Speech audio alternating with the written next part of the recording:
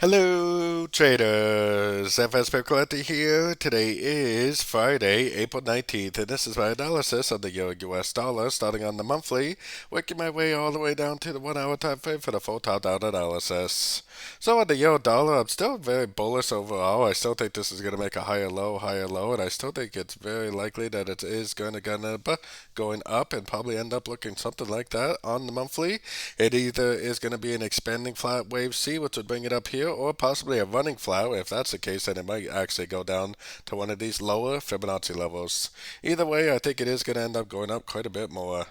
Going down to the weekly, I'm still definitely looking at this first push up over here as a wave 1.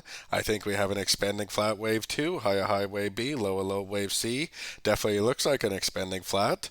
If that is the case, and that means that this right here is a 1 and that this right here is possibly an ABC of 2. I still think it's going to eventually go up and make a 3, a 4, and a 5, just like I was showing on the monthly time frame.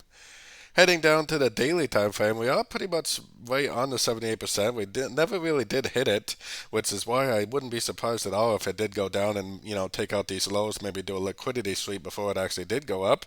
Or, like I've been saying, who knows? Maybe this is really not a wave 2, and maybe it just keeps on going down. I will primarily be looking for shorts, and if it does just keep on going down, it's definitely not going to affect my trading. So going down to the 4 hour time frame. On the 4 hour time frame, I still think it's going up right now because this looks like a trend. This looks more like a correction. I think it is more likely that it is going to go up, probably take out these highs. If it is a wave 3, which it definitely could be, then it might just keep on going up, making higher highs, higher lows. If it's actually a wave C, then it'll probably go up, sweep these highs, make a break of structure to the downside, and then continue back down. Either way, we should better recognize whether it's a 1, 2, 3 or an ABC, and then we could go short if it is a wave C. If it's not, if it is a wave 3, then we'll just hold on to our longs.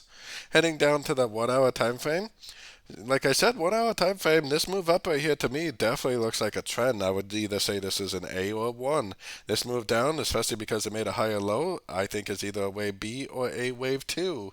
I think the price is very likely to go up, just like I was showing on the 4 hour, to either make a wave C, which would look like this, or possibly it's going to make a wave 3, which would just continue to make higher highs, higher lows.